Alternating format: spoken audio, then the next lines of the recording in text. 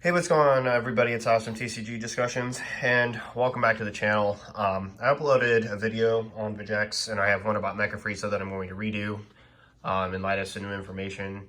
But it's been a couple weeks since I've been able to post anything because I just either haven't had the time. I've had a lot of personal things going on, especially with my dog. She's gotten really sick lately, and it's been really stressful, and 4th of July and all that other stuff. So, but we're back, and we're back with a first place deck profile of Dark Brawly. So stay tuned for some of the videos, discussion on Mecha. I have a couple other things that I want to talk about, red, blue, so on and so forth. And I really wanted to bring this to you guys today because this might be the last iteration of this deck before the ban list. And that's why I decided to play it today, because this is kind of like at least the last hurrah, you know, in case something happens to it. We don't know what they're going to do. The silver bullets might be enough. It might not be. They're probably going to have to touch something. And if you guys want to check out what I think they should do to the deck, go ahead and check out my previous videos on that for Dark Brawly. But without further ado, we're going to get into it. Dark Brawly leader, not a whole lot to explain. Same as always. Really, really strong. I love this leader. So I just hope that I'm still going to be able to play the deck in some form or fashion after the ban list. So for our consistency package that we play, we've got 4 Savage Rush, 3 Toa, and 4 Parasitic. So unlike previous iterations, because we run the Gogeta engine in here, this stuff is not as necessary because of how many cards you end up putting back in the Gogeta engine. On top of that, these cards are just more optimal plays, so that they don't need to be seen as often. So Toa, I mean, the only thing we've reduced in the deck is Toa by 1. She's just not as important as having some of the other cards that you have in here. So we decided to cut her to 1 by 1, I'm sorry. And it's worked out fantastic. Perfect today. I saw all of the Parasitic Dragon Balls when I needed them, and enough of the Savage Rushes with my middle 3 or up to 330Ks off the top 5. So on to our Dark Brawly package. 3 Ravager, 3 Berserker, 2 New Masks, 2 Vindicator. Sorry, let me bring this down a little bit. And then 3 of the Unbridled Destruction. So Unbridled Destruction's been added as a bump up for multiple reasons because of Vindicator, basically. And because of that interaction existing, I think it was justified in bumping this up and reducing this down. As for Uncontrolled Berserker, because of thwarting the Dark Empire, it needed to be reduced by 1. And Realm Ravager needed to be cut to make more spaces for cards like Vindicator, the other Unbridled Destruction. Other than that, that's the adjusted ratios that I've gone with. I did not play this at all today. I did, however, play this almost every game in some form or fashion, whether it was just to beat down or to go into heartfelt play. So I really like this ratio. I think it works out really well. In the 2 blocker, the New Mass Saiyan, you really want to have at least a couple of that, so that if you need blockers and aggro matchups, that you have them. And then 2 Heartfelt Play, this card needs to be removed from this deck like 100% on like the ban list. So like I really hope they say like errata to say that you can only play black battle cards with this leader, because this card is just colossally unfair. Anytime I saw it 2 out of the 3 rounds, pretty sure there was just 3 rounds a day. 2 out of the 3 rounds at our locals, we had like 14 people. It was nuts. 14, 15, 16 people maybe, I don't know. Anyway, bottom line is that this card is just, it is just so much extra advantage in the matchup. It's either crediting a life and swinging for triple strike, you know, or it's just getting more cards on the awaken turn. It's just absolutely bonkers. So, but it was really good today. Some days it's hit, some days it's missed, but today it was definitely hit. Next, 3 Gogeta, Thwarting the Dark Empire, and 4, Gogeta, Fearless Fusion. So I want to stop and talk about this package for a bit, because going forward, this is the future of like any black deck I basically play. This like engine, especially in this deck, is downright ridiculous.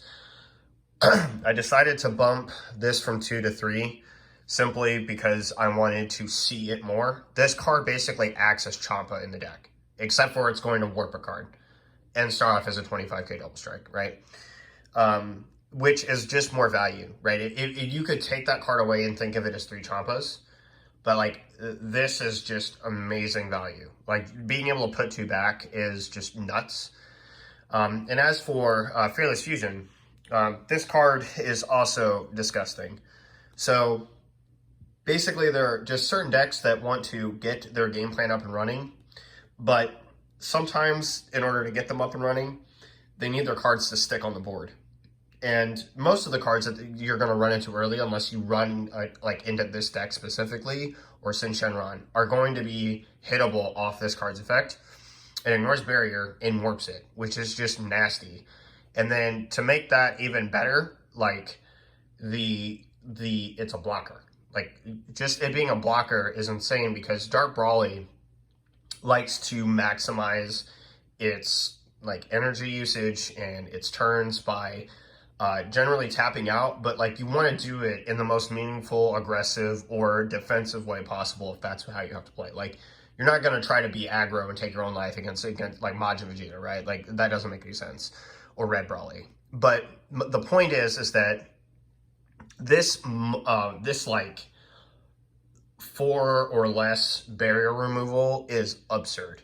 Like it can just throw decks off their curve so easy. So for example, I was playing against King Vegeta today, and because I ran like this Uncontrolled Berserker and Demigra, I mean, I'm doing the math on the sheer numbers, that's 4, 7, 10, 12 cards that will warp my opponent's battle cards.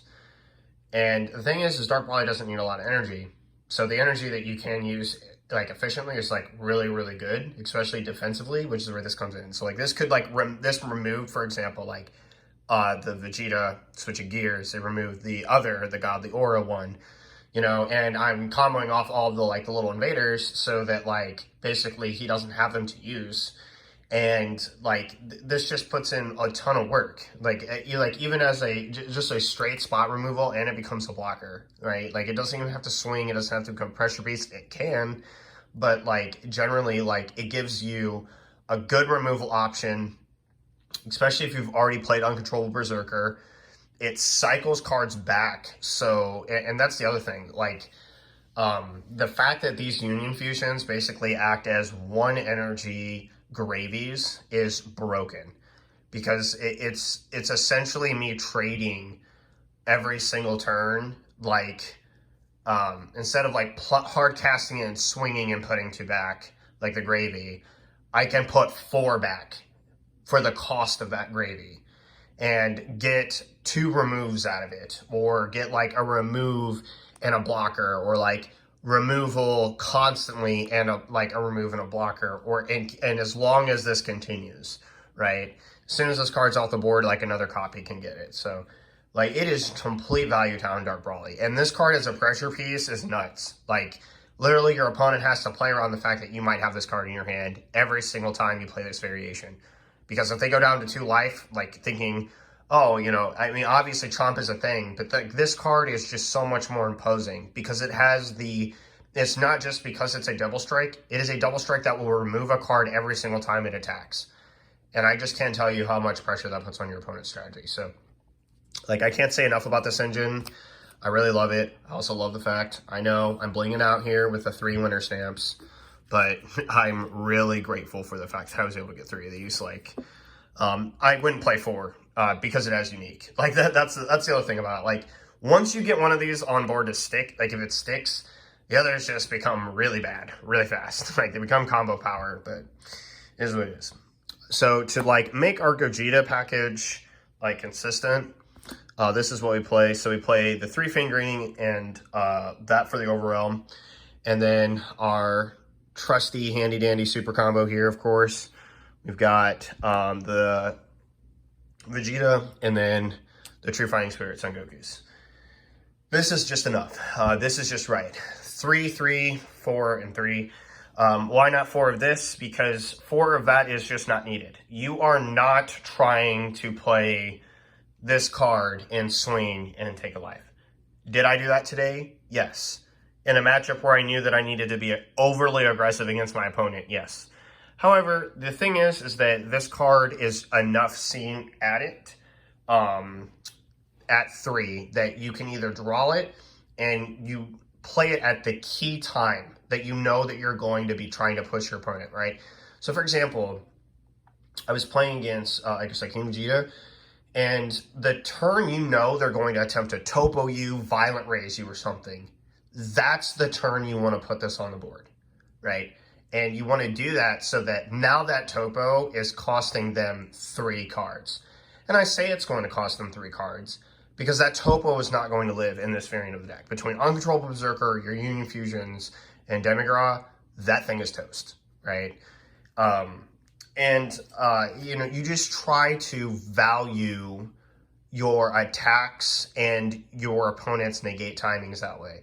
If you play this on the board, just tap for it, right? Because you know that you're going to put some pressure on and you just want it to cost your opponent more.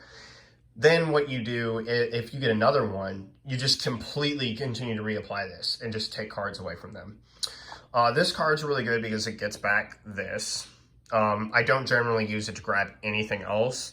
And then this card is just continuously coming up. So why not the other thwarting, the card that like is like a secret ID? Well, number one, you warp so many cards, it just doesn't matter. So you don't need to worry about a card that can hit multiple cards. You just literally individually warp. Like there's only so much your opponent can put on the board. Like even against Vegex, like you don't care because you're simply going to warp away their most problematic cards. And if you really want to get rid of them, you can swing at the weenie ones. Like it just doesn't matter. But these cards specifically are good because they don't cost energy. This card's ability, Fang Greetings' ability to warp an opponent's card out of their hand is just really strong. You know, in my finals today, I was playing against SS3 Reboot. And let me tell you, hand destruction against a deck like that, or decks that can't keep hand advantage well, like it's really, really strong. And so having this free play 6-drop that sets up Union Fusion, so you want to do basically as many brawly things as you can, then Union Fusion some stuff back, Overwhelm, and then Union Fusion again. Like that's kind of like your tempo cycle of a turn that you attempt to do. And basically Feign Greetings' ability to be that like 30k pressure piece that also warps a card from my opponent's hand. The critical on the thwarting doesn't matter, but the fact that it doesn't cost energy to play this card and it rips a card from my opponent's hand is just complete gold. So, and then the super combo is obvious, but these two also set up each other for Union Fusion. So it's really good. Really, really, really good. And then last we've got 2 Demogra. This is the honorary Dark Brawly card, but I put it after everything just because like this card is just not as important in this variant. Like I'll just straight up tell you that right now. Between what you're trying to do with Unbridled Destruction, Heartfelt Plea, the Gogeta package, and your other overown pieces, paying 2 energy is just extremely costly. And so, like, this card's value, while extremely high for what it does, and, like, I won't lie to you, it won me my finals game today. He had 1 card in hand and a battle card on the board, 1 life left, and I just tapped over on 5, tap 2, played it down, warped the card, swing, warp from hand, die, like... is bonkers. So like this card's really good, and the fact that it doesn't go anywhere is also broken, right? Like this card living every turn is ridiculous. But and just a small but to it. It does cost 2 energy, right? Like if you can play Tooth if you could Union Fusion twice, you are probably playing another Dark Brawly over this. So like think about it like this, right? So this card hits everything. It hits a battle card, it draws you a card, it hits a card in the opponent's hand. Well, if I Union Fusion twice, right? That's essentially 2 battle cards gone from my opponent. And then if putting those 4 cards back from the warp in my drop area results in me playing a Realm Ravager for free, then I've essentially done what this card does. I have a blocker, and I have maybe a 25k double strike, or I have 2 blockers. So again, it's just one of those things where like you can do more by not playing this card. That doesn't mean the card's not good or not worth playing. Like I said, in my finals game, having it was like the back-breaking, there's nothing you can do. And also at the same time, it is still probably more energy efficient to play other things. So, yeah. Then we got Mass Stay and Brainwash No More. This card is super fantastic. Basically just I absolutely love this card because, one, I didn't realize this before, and for those of you who don't realize, when this card is played using all-around, place up to 3 black battle cards from your warp to your drop area. Which means, like, this card basically is a free, like the other cards, it's a free overwhelm that's going to put cards back into your drop and just kind of, like, destroy. Like, it just kind of destroys. And putting those 3 cards back with a leader basically means that this card's overwhelm was technically for free, but that anything that you like, so like let's say you have like a Dark Brawler on the board, you can swing after you've swung with it, of course, swing, tap, sack it off after you've overwhelmed from this card. So sorry, let me backtrack. You swing with the Dark Brawler card, you overwhelm out for this card, you activate leader effect, put 3 back, you activate this ability to put 3 back, you swing with your leader, and you tribute the battle card off. The card basically resets up the fact that the Dark Brawler is going to be replayed. And then obviously is a one of best of 1 tech, which that's what today was. It was best of 1. This card's obviously not bad. If you run into Celzino or you run into something like Gohan, like you're going to want this card. So yeah. And then 2 Protector of the People. I would not enter a tournament without this card if my life depended on it in this deck. Unless they like come out with like a better negate or something, but I just don't see that coming in the future. This card is just completely turn stopping for decks. And, you know, like I said, the thing is if Dark Brawler gets to buy its turns back, if you don't play like Hero Prospect, Violent Rays, or anything in between, you know, Vegeta Unison Fury, if you don't play the cards that basically slow deck down, you get ran over. And I know that's probably one of the reasons why a lot of people want this deck to be hit, and that's fair. Like, it plays free battle cards that are like big and beefy and like do a whole bunch of stuff, and I get that, right? Like, that's completely fair. And I win most of my tournaments with this deck because I have this card, and it like this card can just completely turn a turn off. It can completely make a boss card that swings at your leader for 30k irrelevant very quickly. It can make like it can just make the deck so much stronger because it basically plays a flood like those other decks do against you, in a sense. And Protector is just insane. And one thing that I'll say about this before I move on about like just people in general wanting to get the deck touched. I completely sympathize that the deck needs something done. I think that Heartfelt and Kai and Champa and Kraken Space Time should not exist in this deck. I don't think that being able to turn my free 30k into a 40k double strike is okay, and I don't think that any deck should be able to do that, period. And I'll talk more about that when I get to Mecha, my Mecha video, but I also believe that Dark Brawly is Like, I played against, you know, SS3 Reboot in the finals, and Heroic Prospect Trunks really hurts his deck. I mean, you can drag me out 6 turns. If you can drag me out 6 turns, then you're probably doing something right. And there are answers to this deck. And so it's not like this thing is the most unbeatable thing in the room. It's also very, very powerful. And that's fine. Like, you can have a powerful deck and it not be unbeatable. And there are other decks that I think are more, like, oppressive, like Mecha Frieza, for example. Mecha Frieza is just... I've seen the blue-yellow builds, and I'm just disgusted with the complete and utter, like, hand-drawing Senzu Bean on tapping bullcrap that occurs in that deck. So, and we'll talk about that when we get to Mecha. But point is that Protector's really good.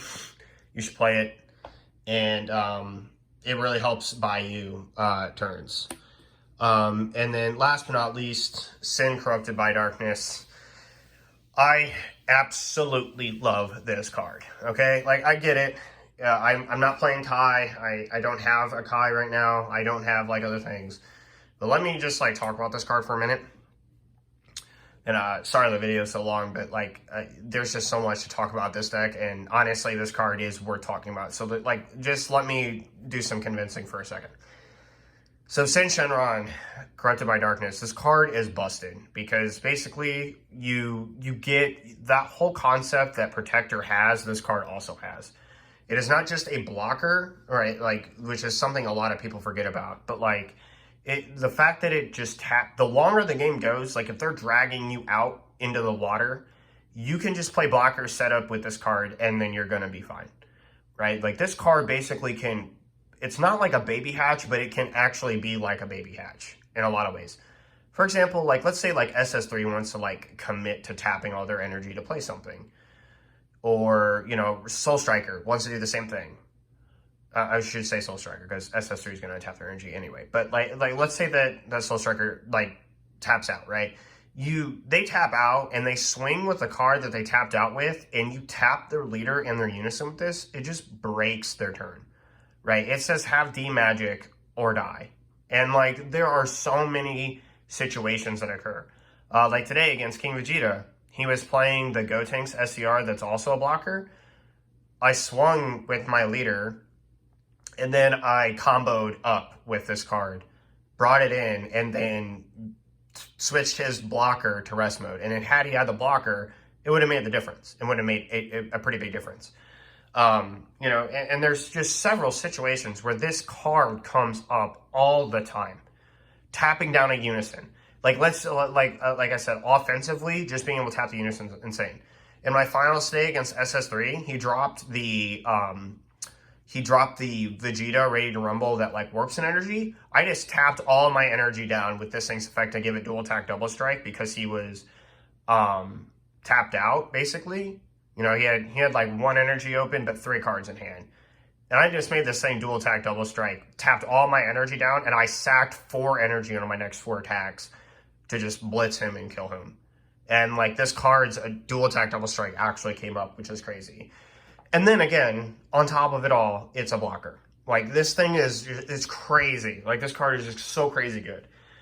This is probably the most slept on SCR in a long time. Like, I am not seeing lists play this card.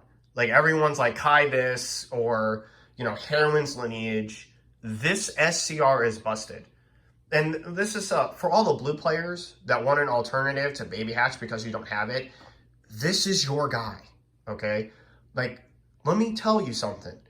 Being able to tap your opponent's cards, their battle cards, unison, and leader cards up to their energy when you're playing blue, what turn do you think you're playing this on? Also, you have D-Magic, which untaps 2 of your energy and then makes this card's combo live. It's really, really good. And, like, I can't stress enough how I look forward to playing this card in more future decks. I think more people should. And the dual attack, double strike, 40k is broken, right? Like, it's SCR Brawly that can tap down your opponent's cards and just doesn't rip their hand, but it's going to cost them their whole hand to combo over it anyway, so it doesn't matter. Alrighty, that's it for my Dark Brawly deck profile. I'm sorry it's a long one, but, you know, this might be the last one of this iteration before the ban list. You know, they could ban the leader, and I don't think they'll do that, but, like, they could, and, like, I would be so sad to see this deck go. I have so many good memories. I love this deck to pieces, so let me know what you guys think about this in the comment section down below. And, you know, leave any feedback on the deck if you want, ask any questions, and I will see you guys in the next video. This is Alex from PCG, signing off.